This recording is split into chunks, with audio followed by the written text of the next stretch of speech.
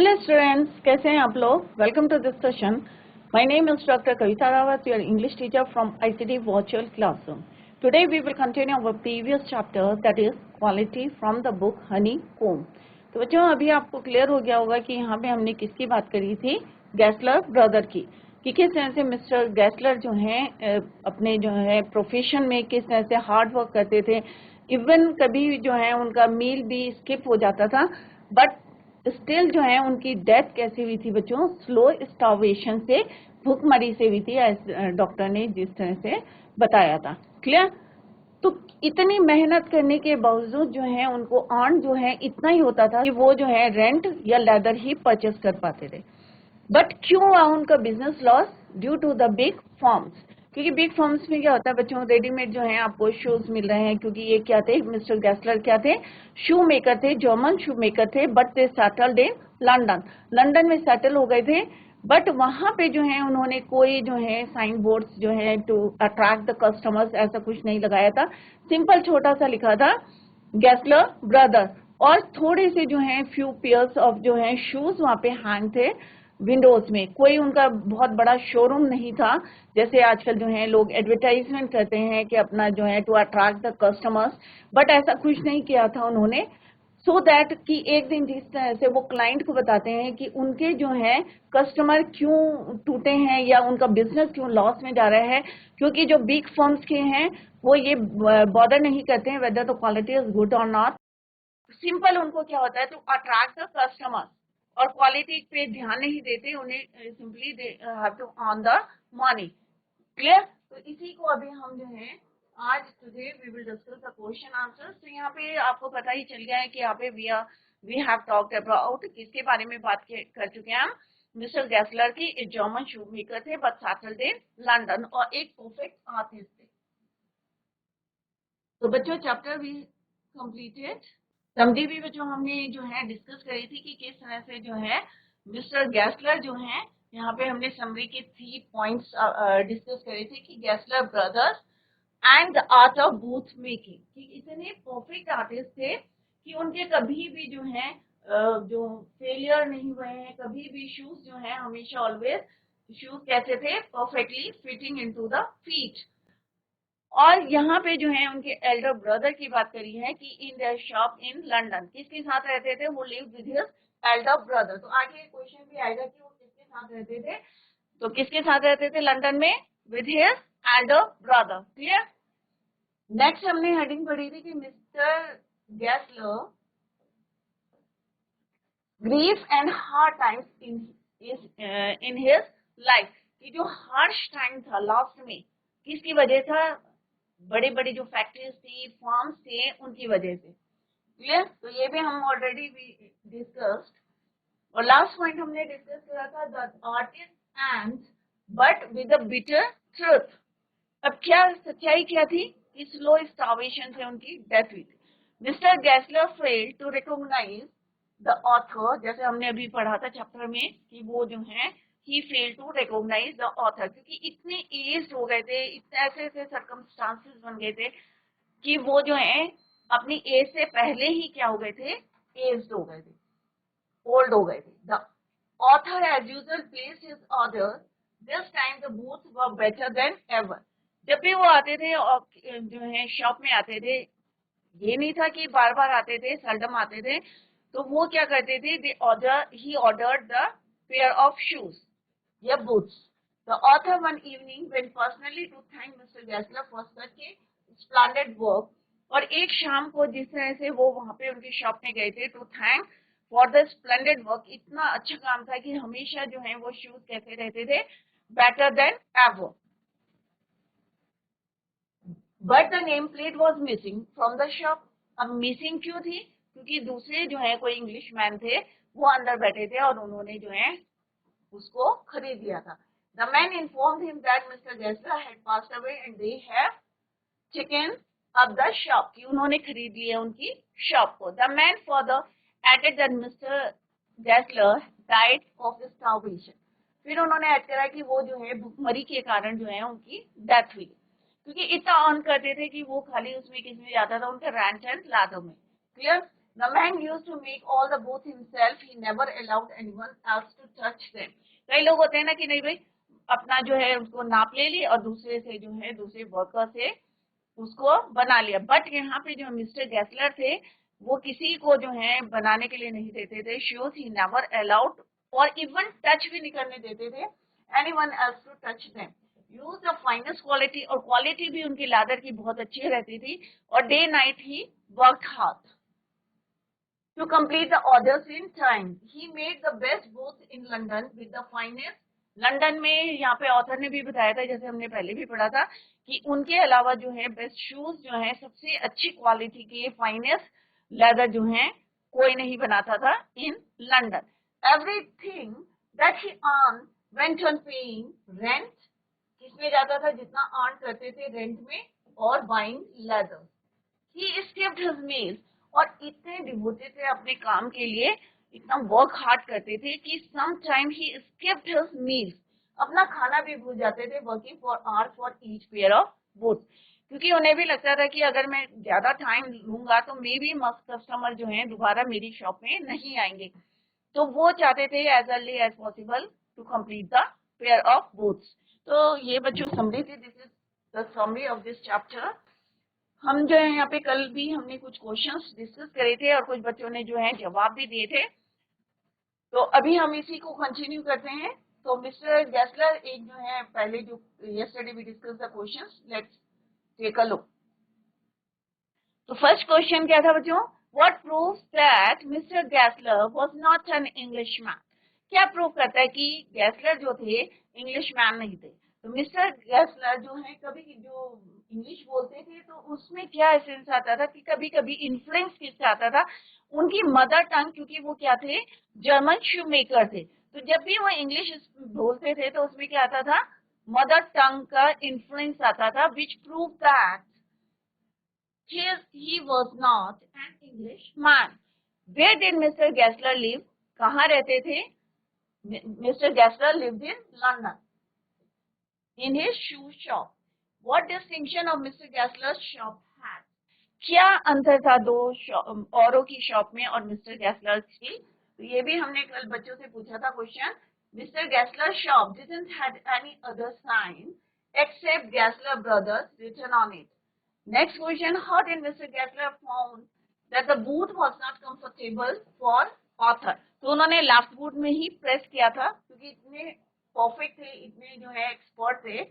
Mister Gessler pressed with his finger at a particular point and he could make it out that the left boot was not giving comfortable to the author.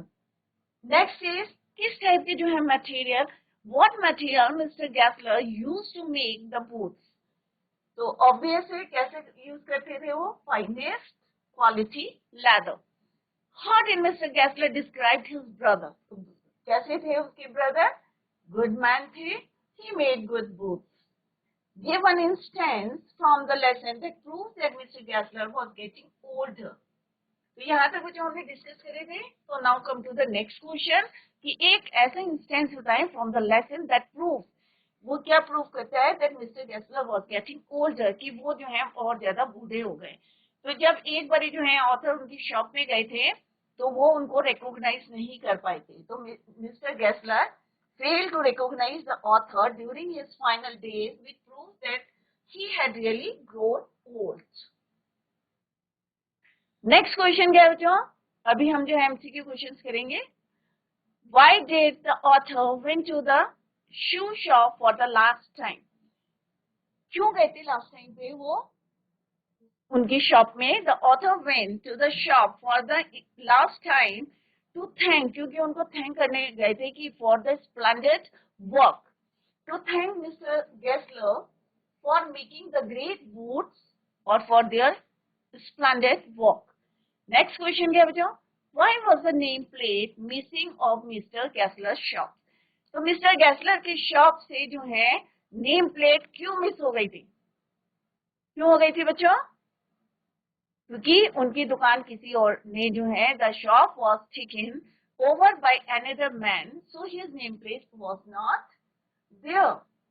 Gessler had died क्योंकि वो मर चुके थे, and the shop was taken over by another man, so his nameplate was not there anymore. इसलिए उनकी दुकान नहीं थी क्योंकि उनकी डेथ हो गई थी, अब दूसरे ने जो है उसको टेक ओवर कर लिया था. Now come to the short answer type questions. First one is, why did author preferred boots made by Mr. Gessler than that of a big firm? तो हमेशा जो है ऑथर क्यों प्रेफर करते थे कि भाई जो है मिस्टर गैसलर को ही ऑथर प्लेस करना है, not to big firms. Author preferred boots made by Mr. Gessler than that of big firms because Mr. Gessler's boots were durable. जैसे हमने पढ़ा था कि ड्यूरेबल रहते हैं, वर मेड फ्रॉम बेस्ट क्वालिटी के लेदर से बना होते हैं उनके shoes, and they fitted perfectly. और मेन है कि उसमें कोई डिफेक्ट नहीं रहता था, कभी शूज जो है बाइट नहीं करते थे या कोई साउंड नहीं आता था उसमें. शूज कैसे रहते थे बच्चों? बिल्कुल fitted perfectly well. The author was very attached to mister Gessler, और उनको जो है उन्हीं के शूज पसंद आते थे, दैट इज वाई जो है वो प्रिफर करते थे mister Gessler boots. Clear? Next question है, the author felt sorry for complaining about his boots. एक बारी जैसे हमने पढ़ा था ड्यूरिंग दिस चैप्टर कि ऑथर ने जो है क्या उनको एक बारी कंप्लेंट करी थी for complaining the boots. What made him feel so? तो उन्हें कैसा लगा था? अच्छा लगा था बच्चों? वैसे नहीं लगा था क्योंकि उनकी एक्सपेक्टेशन नहीं थी कि कोई उनके शूज में जो है डिफेक्ट निकाले या कोई जो है उनकी कंप्लेन करे. तो answer is mister Gessler was shocked, क्योंकि वो बहुत ज्यादा शॉक्ड हो गए थे at the complaint. He failed to believe it, और उन्हें विश्वास नहीं हो रहा था. He became silent and then started thinking deeply where he went wrong. और जैसा हमने पढ़ा था बच्चों कि वो एकदम से सोचने लगे थे कि मैंने जब वो बूट्स बनाए थे तो मैंने कहाँ गलती करी, where he went wrong. This made the author regret making such a complaint. और इसको देख के जो है ऑथर भी जो है पश्चाताप, रिग्रेट का मतलब क्या होता है बच्चों? पश्चाताप करना. कई बार होता है ना, हम गलती करते हैं फिर रिग्रेट करते हैं, तो यहाँ पे भी जो है ऑथर रिग्रेट कर रहे थे for making the complaint. Next question is, why the author called those boots bought from big firm ill omened. अब यहाँ पे क्यों बोला, यहाँ पे ऑथर ने called those boots bought from, जो बिग फर्म से इमरजेंसी में उन्होंने लिए थे, तो उनको क्यों इल ओमेंट बोला है, अशुभ क्यों बोला है? Seeing those boots mister Gessler for the first time inform the author about the hardships of his state and the hard times he was going through. क्योंकि फर्स्ट टाइम जो है उन्होंने डिस्कस करा था ऑथर के साथ अपने हार्श टाइम के बारे में. फाइंडिंग मिस्टर गैसलर इन पेन, अब उन्होंने देखा कि मिस्टर गैसलर जो है वो दुखी है, पेन में है, in pain. The author called those boots bought from big firm ill omen ones. The author preferred boots made by mister Gessler than that of big firms because Mr. Gessler's boots were durable, और कैसे बने होते हैं? Best quality का leather रहता है उसमें, and they fitted perfectly well. The author was very attached to mister Gessler. तो यहाँ तक भी आपका आंसर इज राइट. ये जो है रिपीट हो गया है तो इसको नहीं भी लिखेंगे तो it's okay, right. Next question है, describe the boots made by mister Gessler. अब जो मिस्टर गैसलर ने शूज बनाए थे उसको जो है यहाँ पे आपको डिस्क्राइब करने हैं कि कैसे होते थे. मिस्टर गैसलर मेड बूट्स ओनली, और कैसे बनाते थे वो? ये नहीं कि उनके आगे घर में जो है रेडीमेड जो है शॉप में शूज रहते थे, वो ऑर्डर्स में ही जो है शूज बनाते थे. He made boots only on orders. His boots were perfect in size. ये नहीं है कि कई बार होता है ना कि आप गए और टाइट हो गया, कभी जो है उसमें आपको लगता है कि ये जो है साउंड कर रहा है, ये बाइट कर रहा है आपका शूज, तो ऐसा नहीं होता था. मिस्टर गैसलर के जो शूज होते थे they were perfect in size, they lasted long, durable रहते थे, and were made from the best leather. Best quality का लेदर यूज करते थे, फाइनेस्ट जो है लेदर यूज करते थे. For mister Gessler boot making was an art which was exhibited perfectly in each pair carved. Carved का मतलब होता है जो भी वो शूज बनाते थे इतने परफेक्ट होते थे, इतने ड्यूरेबल होते थे। तो यहाँ पे इस तरह से डिस्क्राइब द, तो आपको इसी तरह से जो है you have to describe the boots made by mister Gessler. तो बच्चों अभी we are going to discuss the question answers, MCQ question है, मल्टी चॉइस क्वेश्चन। तो आप लोग माइक ले लीजिए और आंसर देने की कोशिश करें। क्लियर? और अगर कहीं पे आपको समझ में नहीं आया है तो you can ask the question. अगर कोई डाउट है या कहीं पे आपकी क्वेरी है तो you can ask. Now come to the first question. तो बच्चों माइक ले लीजिए, जीआईसी बड़ों वाला एंड जीआईसी बुग्गा वाला। क्लियर? तो आप लोग माइक ले लीजिए। Now come to the first question, that is first question क्या बच्चों? Mister Gessler lived with his. Mister Gessler किसके साथ रहते थे? Try to understand the meaning of the question. Mister Gessler lived with his mother के साथ रहते थे, मम्मी के साथ रहते थे, या छोटा भाई था उनका, या एल्डर ब्रदर था, या fourth option is your both A and B. तो कौन बच्चा बताएगा मिस्टर गैसलर किसके साथ रहते थे? तो मिस्टर गैसलर किसके साथ रहते थे लंदन में अपनी शॉप में? तो mister Gessler lived with his. अच्छा, कितने बच्चों को आंसर आता है? Raise your hand. हाथ खड़ा करके बोले कितने बच्चों को हाथ खड़ा, raise your hand. Very good, very good. GIC Bugga वाला से काफी बच्चों को आंसर आता है, वेरी गुड। अगर माइक नहीं है तो आप लोग 1 2 3 4 करके आंसर दे सकते हैं। कौन सा है जीआईसी बुग्गा वाला? Which option is right? अच्छा, ऐसे करके बताएं कौन सा आंसर। 1 है, 2 है, 3 है, 4 है। Answer is 3। एल्डर ब्रदर किसके साथ रहते थे मिस्टर गैसलर? एल्डर ब्रदर के साथ रहते थे। कहाँ पे रहते थे? लंदन में। क्लियर? तो it's answer is your Elder brother. Clear? अगर माइक है तो बच्चे माइक से आंसर दीजिए। तो जीआईसी बुका वाले से काफी बच्चों ने हैंड रेज करे थे। तो it's answer is your Elder brother. Clear? C is your right answer. Now come to the next question, that is the author visited the boot shop. जो ऑथर थे वो बूट शॉप में क्या हमेशा जाते रहते थे या कभी कभी जाते थे? राइट, ऑफन या सेल्डम, कि काफी समय बाद जो है जाते थे, या साल में एक बार ही जाते थे? C is the right answer. Now come to the next question, what did mister Gessler do? अब मिस्टर गैसलर ने क्या करा था? बूट को कहां प्रेस किया था? Press a finger on the left boot. ध्यान से सुने बच्चे। Next is ask the writer to take out his boot, या राइटर से ये बोला था कि अपना बूट बाहर निकालो, या वेंट टू द शॉप, या शॉप में गए थे? तो कौन सा आंसर सही है बच्चों? A B C. GIC Bugga वाला ऐसे करके बताइए आप अपने 1 2 3 विच one is the right answer?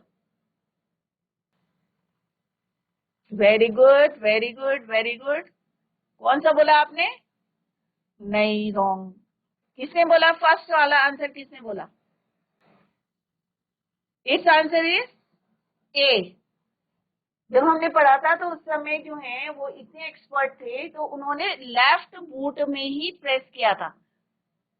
Clear? तो answer is press the finger on the left boot. तो जीआईसी बुग्गा वाला से काफी बच्चों ने हैंड रेज करा है, तो आप लोग अपने आंसर चेक करें।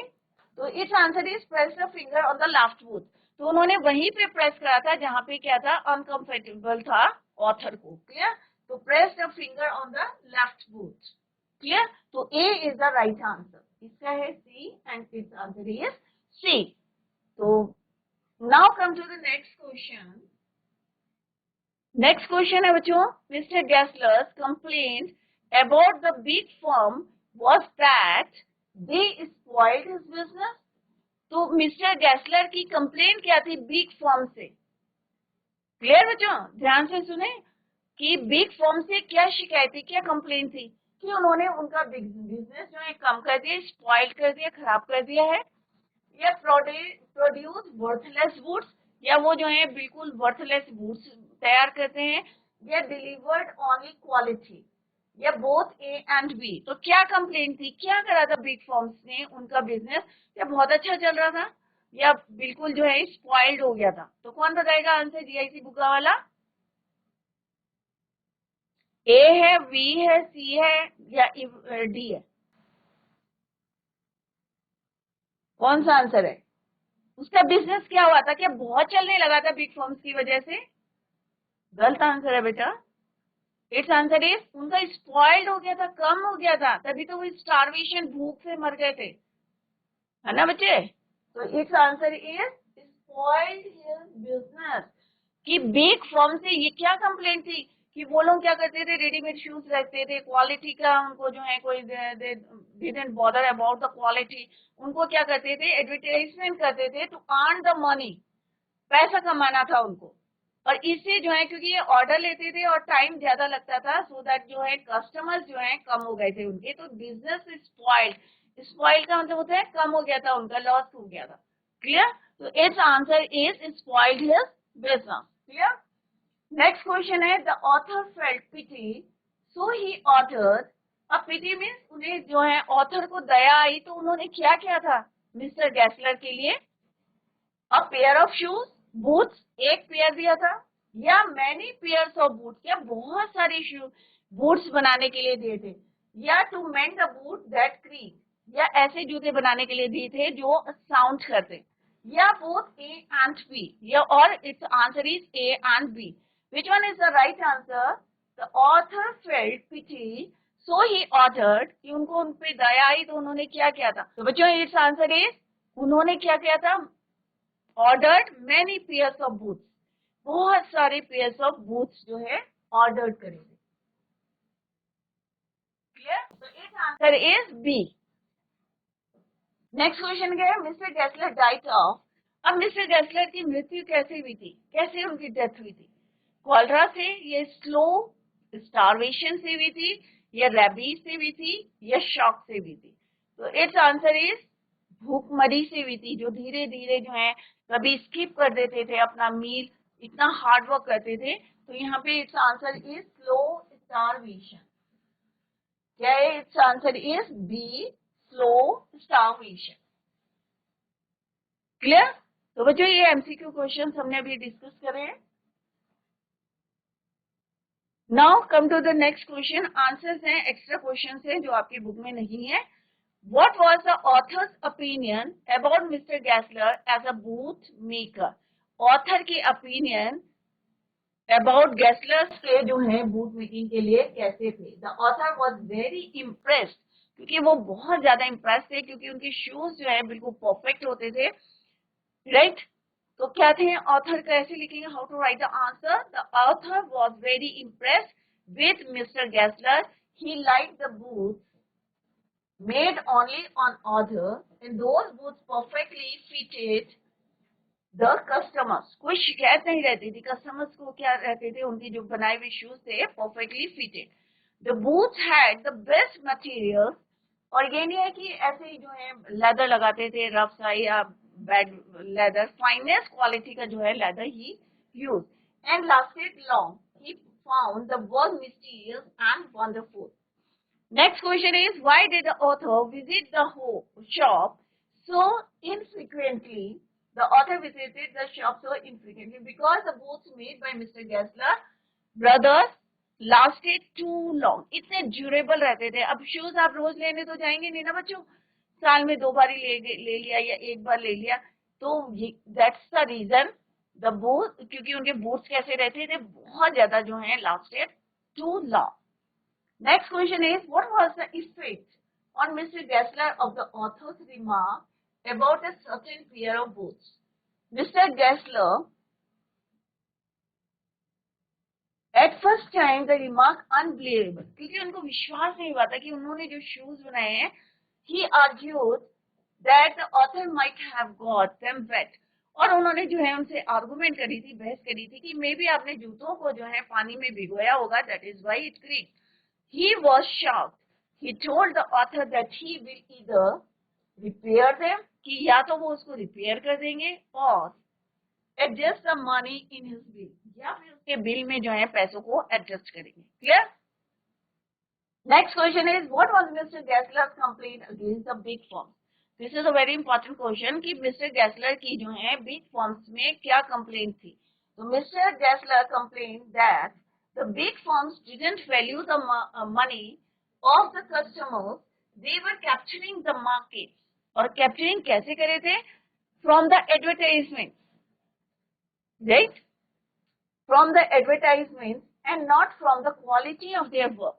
उन्हें क्वालिटी से मतलब नहीं था, उन्हें ज्यादा से ज्यादा मार्केट बनानी थी, capturing the market from the advertisement and not from the quality of their work. He was mostly out of work because of those firms. Day by day the volume was getting reduced. और धीरे धीरे उनका जो business था कहाँ पे जा रहा था? लॉस में जा रहा था. Clear? Next question is why did the author order so many pairs of boots? Did he really need them? क्यों उन्होंने इतने सारे पेयर्स ऑफ बूट्स जो है एवरी विजिट में जो है वो ऑर्डर देते थे? क्या Did he really need them? क्या उन्हें इतनी जूतों की जरूरत थी? Let's see the answer. The author felt bad for Mr. Gessler, who was really talented and made great boots. He ordered so many pairs to help the boot maker. No, he didn't really need them. उन्हें जरूरत नहीं थी, but उनकी जो है condition को देख के he ordered many pairs of boots. Clear? अभी यहाँ पे एक क्वेश्चन है working with language.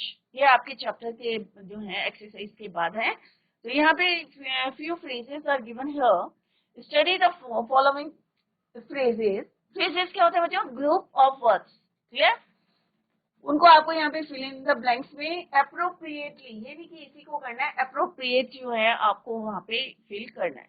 First one is look after का मतलब होता है take care of. Look in का मतलब होता है make a short visit. Look out का होता है be careful. Look up to admire. Look down disapprove और regard as an inferior. Look into investigate. Look up का मतलब होता है इम्प्रूव. क्लियर? तो यहाँ पे जो है few phrases are given here. तो आपको इनको accordingly you have to fill in the gaps. After a very long spell of heat, बहुत गर्मी के बाद जो है क्या है? After a long spell of heat, the weather is. अब आपको क्या लिखना है यहाँ पे? Weather is dash at last. The weather is looking up at last. तो यहाँ पे क्या आएगा बच्चों? Looking up. We have no right to. हमें कोई जो है राइट नहीं है. Look down. तो look down का disapprove और regard as an inferior. तो यहाँ पे क्या आएगा बच्चों? We have no right to look down people who do small jobs. Next is Nitin has always dash. क्या है? Nitin has always dashed his uncle who is self-made man. यहाँ पे क्या आएगा? Looked up. तो looked up का मतलब क्या होता है बच्चों? Improve. Nitin has always improved his uncle who is a self-made man. Clear? Next is the police are. तो यहाँ पे जो है यहाँ पे fill in the blanks जो है given here. The police are looking into the matter. कि वो किसको देख रहे हैं? Looking into. तो यहाँ पे क्या आएगा आपका? Looking into means investigate कर रहे हैं. The police are investigated. तो यहाँ पे क्या आएगा? Look up. Looking into. Sorry. क्या आएगा यहाँ पे? Looking into the matter thoroughly. If you want to go out, I will. क्या आएगा यहाँ पे? Looking. Clear? The children for you. I promise to look out. यहाँ पे क्या आएगा? Look out on your brother when I visit Lucknow next. तो बच्चों इस तरह से आपको fill in the blanks करने हैं. तो today we completed our chapter and also completed the question answers. तो यहाँ पे बच्चों एक question, one more question is there. थोड़ा सा मैं आपको समझा देती हूँ. तो यहाँ पे क्या है? Each of the following words contains the sound sh. तो यहाँ पे कुछ वर्ड्स दिए हैं जिसमें ऐसे साउंड जो है यहाँ पे शुरू हुआ है. कुछ में जो है बिगिनिंग, इन द मिडल और एट द एंड. तो आपको क्या करना है? यहाँ पे देखना है इन वर्ड्स को कि कौन सा इनिशियल. इनिशियल का मतलब होता है स्टार्टिंग, मीडियल का मतलब होता है मिडिल में, और फाइनल का मतलब होता है लास्ट में। तो फर्स्ट है हमारे यहाँ पे वर्ड्स को आपको फाइंड आउट करना है। तो शीप, ये क्या है, इनिशियल है, इनिशियल है, इनिशियल है, इनिशियल है, राइट। और यहाँ पे आपको क्या करना है, फैशन, ये क्या है, मिडिल है, portion, ashes, nation, pushing, asset age in shine, right, जैसे यहाँ पे एग्जांपल दे रखा है। और यहाँ पे क्या है, ट्रैश, मार्च, फिश, एंशियस, यहाँ पे एसेट वर्ड नहीं है इसमें। पोर्शन प्रोनाउंसिएशन में है आपके, राइट। तो इस तरह से आपको जो है ये एक एक्सरसाइज है, इस तरह से आपको करनी है। तो बच्चों, completed our chapter क्वालिटी, और आई होप आप लोगों की समझ में आ गया होगा। और फिर भी अभी जो है आपको कहीं पे भी कोई क्वेरी है या कोई डाउट है, तो नेक्स्ट सेशन में आप जो है, नेक्स्ट लेक्चर में you can clear your doubts. हमने यहाँ पे एमसीक्यू क्वेश्चंस करे, शॉर्ट आंसर टाइप क्वेश्चंस करे, और समरी भी डिस्कस करी है। फिर भी अगर आपको समझ में नहीं आता है तो आप लोग क्वेश्चंस को पुट कर सकते हैं। Revise the chapter at home, और रीडिंग जरूर करें चैप्टर की, सो दैट कि कहीं पे आपको प्रोनाउंसिएशन की कोई प्रॉब्लम है तो उसको भी आप क्लियर कर सकते हैं। तो बच्चों, that's all for today. Thank you so much, bye, take care, have a nice